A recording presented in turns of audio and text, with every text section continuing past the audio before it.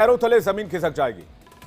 और जो खतरा है यह सिर्फ हिंदुस्तान के लिए नहीं है, यह अफगानिस्तान के लिए नहीं है, यह खतरा पूरी दुनिया के लिए है। इसलिए कहानी ध्यान से सुनिएगा। पाकिस्तान के 16 न्यूक्लियर इंजीनियर्स के अगवा होने की खबर तो आपने सुनी ही होगी, और यूरेनियम की लूट की बात भी आपने सुनी होगी। तब पाकिस्तान दुनिया के सामने असहाय और बेचारा नजर आ रहा था, उसकी बेइज्जती हो रही थी। दुनिया को लग रहा था कि पाकिस्तानी सेना के नाक के नीचे से टीटीपी ने न्यूक्लियर इंजीनियर्स को अगवा कर लिया। उसके बाकायदा आई कार्ड भी जारी किए गए। उसके बाद पता चला कि उनको रिहा भी कर दिया गया है।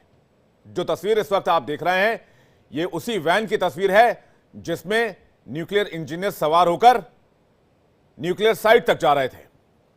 लेकिन अब पाकिस्तानी सेना की यह कहानी बेनकाब हो चुकी है। पाकिस्तान बेनकाब हो चुका है।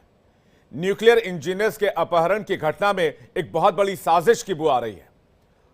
पाकिस्तानी सेना की पूरी मिली भगत के आरोप लग रहे हैं। आरोप यह लग रहे हैं कि पाकिस्तान की आर्मी पैसों के लिए यूरेनियम की तस्करी दुनिया के उन मुल्कों में कर रही है जो डीप स्टेट हैं, जो करप्ट स्टेट हैं और जो दुनिया के लिए खतरा बन सकते हैं। कहा यह जा रहा है कि चोरी छिपे यूरेनियम पाकिस्तानी सेना ईरान को बेच रही है या फिर नॉर्थ कोरिया को भेज रही है। उसी पर तस्करी के साजिश के आरोप लगाए जा रहे हैं। लेकिन कहानी इसमें यह है कि पाकिस्तानी सेना ने एक बहुत अच्छी स्क्रिप्ट लिखी। स्क्रिप्ट यह लिखी कि टीटीपी के कंधे पे बंदूक रख के गोली चलाई जाए, जिससे कि आम के आम और गुठलियों के दाम भी मिल जाएं। हुआ क्या, मैं आपको बताता हूं। हुआ यह कि पाकिस्तानी सेना ने न्यूक्लियर इंजीनियर्स को अगवा किया। इसके बाद वहां से यूरेनियम चुराए। यूरेनियम चुराने के बाद उसे इंटरनेशनली बेचने की कोशिश की। और यह आरोप आज का नहीं है, कई बार पाकिस्तानी आर्मी और पाकिस्तान सरकार पर इस तरह के आरोप लगे हैं। लेकिन जब तथाकथित टीटीपी की तरफ से इस कार्रवाई को अंजाम दिया जा रहा था, इस लूट को अंजाम दिया जा रहा था, तो आप ही बताइए, क्या वहां कोई कार्रवाई नहीं होनी चाहिए थी? गोली नहीं चलनी चाहिए थी? वहां एक गोली नहीं चली।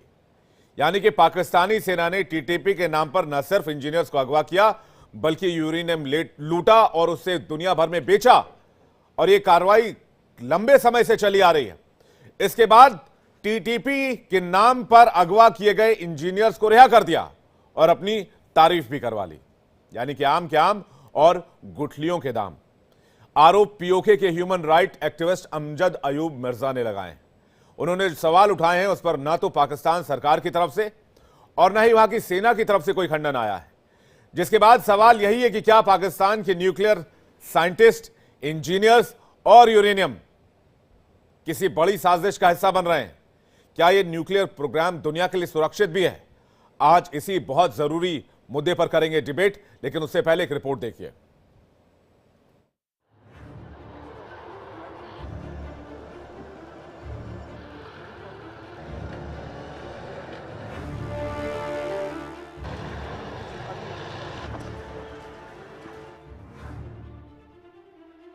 पाकिस्तान इस समय चौतरफा घिरता जा रहा है। अफगान बॉर्डर पर तालिबान ने मोर्चा खोला है, तो पाकिस्तान के बॉर्डर के अंदर तहरीके तालिबान ताबड़तोड़ हमले कर रहा है। बलूचिस्तान में बलूच लिबरेशन आर्मी ने कोहराम मचा रखा है। इन सब के बीच पाकिस्तान के 16 न्यूक्लियर इंजीनियर डेरा इस्माइल खान के लक्की मरवत से अगवा होते हैं, जिसके बाद पाकिस्तान सेना ही सवालों के घेरे में है। आरोप है कि सेना ने ही यह साजिश रची थी। पीओके के एक्टिविस्ट अमजद अयूब मिर्जा ने आरोप लगाया है कि न्यूक्लियर इंजीनियर्स के अपहरण में पाकिस्तानी सेना की मिली भगत है। पहली बात तो ये है कि ये जो इलाके होते हैं, जैसे ये माइनिंग का इलाका हो गया और ये चीज़ें हैं, ये बड़ी सेंसिटिव होती हैं। और यहाँ पे फौज और स्पाइंग एजेंसीज जो है वो यहाँ पे मतलब है कि जाल बिछा होता है उनका। तो इतनी सिक्योर जगह जहां यूरेनियम की माइनिंग हो रही है, वहां ये टीटीपी का हमला हुआ है, हमला नहीं हुआ है, कोई वहां पे एम्बुश की खबर नहीं है, कोई वहां से खबर नहीं है कि जी वो आपस में कोई गोलियों का तबादला हुआ या कोई बैटल हुई और उसके बाद उन्होंने वहां कब्जा किया और फिर उनको एबडक्ट किया और साथ ले गए, अगवा किया और साथ ले गए, इस किस्म की कोई खबर नहीं। अब ये मुझे मामला काफी फिशी फिशी नजर आता है। अमजद अयूब मिर्जा ने ये आरोप इसलिए भी लगाए क्योंकि इस घटना के तुरंत बाद पाकिस्तानी सेना ने कोई बड़ा एक्शन नहीं लिया। न्यूक्लियर इंजीनियर्स की तलाश में हेलीकॉप्टर तक नहीं इस्तेमाल हुए।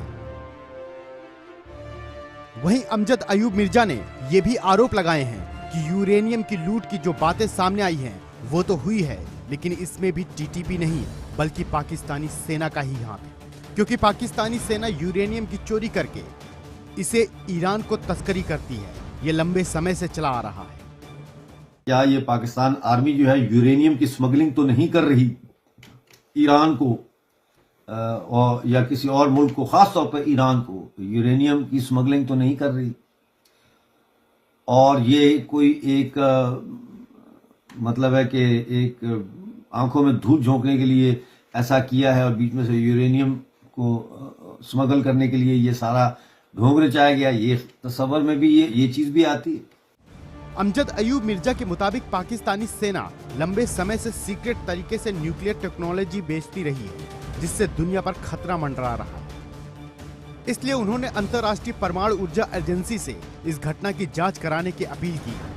पाकिस्तान के न्यूक्लियर एसेट्स जो है वो सेफ नहीं है। पाकिस्तान की आर्मी चाहती नहीं है कि लोग पढ़े लिखे हों। 2,30,00,000 बच्चा प्राइमरी एज का स्कूलों से बाहर है। ड्रॉप आउट रेट जो है वो 77% है प्राइमरी स्कूल के बच्चों में। और ये आर्मी को वहां पैसा लगाने के बजाय ये यूरेनियम स्मगल कर रहे हैं ब्लैक मार्केट में और वहां से ईरान को बेच रहे हैं। ये जो अभी 16 इंजीनियर इन्होंने न्यूक्लियर उठाए हैं लकी मरवत से, मैं सिर्फ नहीं कह रहा, ये मेरा तजिया नहीं है, और भी आप जाके देखें ट्विटर पे, इंटरनेट पे बहुत से लोग वही तजिया कर रहे हैं कि ये पाकिस्तान की आर्मी का इंटरनल ऑपरेशन है।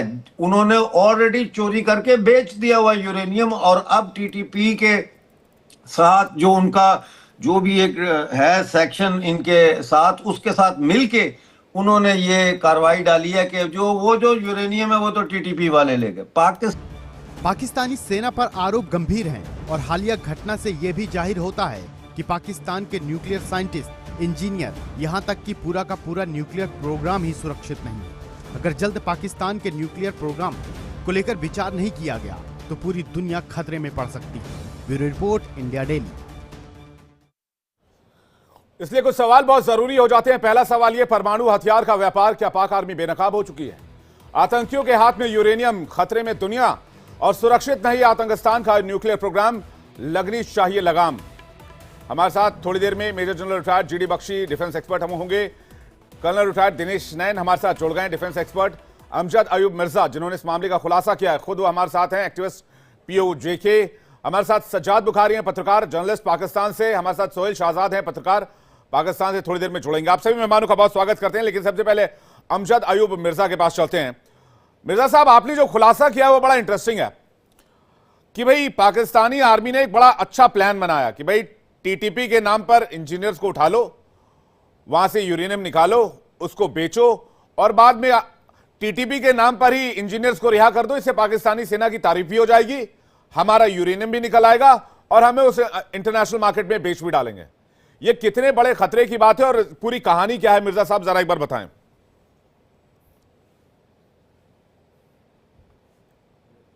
एक बार माइक चेक करें अपना, शायद माइक म्यूट है आपका। देखिए, मैं तो कई सालों से इस बारे में लोगों को मीडिया के जरिए वार्न कर रहा हूं कि Pakistani nuclear assets are not safe in the hands of Pakistani military or the state or even the civil governments।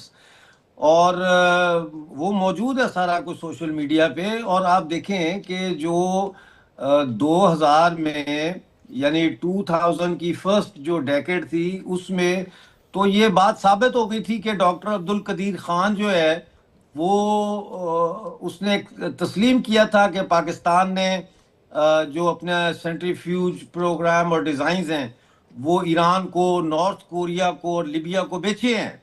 इसके बाद अगर आप देखें तो डॉक्यूमेंट्स हैं, इंटेलिजेंस रिपोर्ट्स हैं, इसकी इंटरनेशनल एटॉमिक एनर्जी एजेंसी की, जिन्होंने ये कहा है कि ईरान का जो सेंट्रीफ्यूग का डिज़ाइन है और जो उसके बाकी तरीकाकार है वो पाकिस्तान का एक कॉपी है, मतलब एग्जैक्टली वही है जो पाकिस्तान का है। जी नहीं, तो लेकिन मिर्जा ये साहब, तो एक अरसे से चल रहा है। मिर्जा साहब, टीटीपी के आतंकी आए, उन्होंने 18-20 इंजीनियर्स को अगवा किया, यूरेनियम लूटकर चले गए, वहां एक भी गोली तक नहीं चली। ये किस तरह का किडनैपिंग का प्रोसेस था जिसमें सब कुछ शांतिपूर्वक हुआ, सलाहियत से हुआ? क्योंकि ये मिले हुए हैं, मैंने तो यही सवाल तो मैंने उठाया है कि कोई गोली नहीं चली, कोई हेलीकॉप्टर नहीं उड़ा, कहीं पे कोई नाका नहीं लगा, यानी जो पुलिस या आर्मी वाले फौरी तौर पर किसी डाकू को पकड़ने के लिए सड़कें बंद कर देते हैं। बैंक में अगर डाका पड़ता है, अभी डाकू बैंक के अंदर होते हैं तो बाहर पुलिस पहुंच चुकी होती है। तो ये तो भाई न्यूक्लियर एसेट्स की जगह है, यूरेनियम की माइन है, यहाँ तो 3 लेयर्स में सिक्योरिटी होती है। तो ये कैसे हो गया? और ये सब ईरान के साथ मिले हुए हैं, ईरान के ऊपर सैंक्शंस लगी हुई हैं, सवाए पाकिस्तान के और दुनिया का कोई मुल्क नहीं है, इवन रशिया भी नहीं दे सकता ईरान को यूरेनियम या न्यूक्लियर पावर के लिए यूरेनियम या कोई चीज, सवाए पाकिस्तान के। बॉर्डर भी तो मिलता है ना पाकिस्तान नहीं, ये और जो ईरान स्क्रिप्ट का। आई है कमाल की है। मैं इस पर बुखारी साहब का रिएक्शन लूं, लेकिन हमारे साथ इस वक्त defence expert major general retired GD Bakshi sir जुड़ गए। बख्शी सर, बहुत स्वागत है इंडिया डेली पर। जय हिंद सर। मेरा सवाल आपसे, आपने कहानी तो सुनी होगी कि टीटीपी ने 16-18 इंजीनियर्स को अगवा किया और कहीं कोई गोली वोली नहीं चली। उसके बाद टीटीपी ने उन 16-18 इंजीनियर्स को रिहा भी कर दिया, उसके बाद यूरेनियम भी निकाल ले गए वहां से। अब जो खुलासा हो रहा है वो ये हो रहा है कि भाई इसके पीछे पाकिस्तानी सेना ही थी जिन्होंने यूरेनियम को निकालकर उसको इंटरनेशनल मार्केट में बढ़ाया, और ये आज से नहीं, करीबन 5-10 सालों से चल रहा है। बख्शी सर।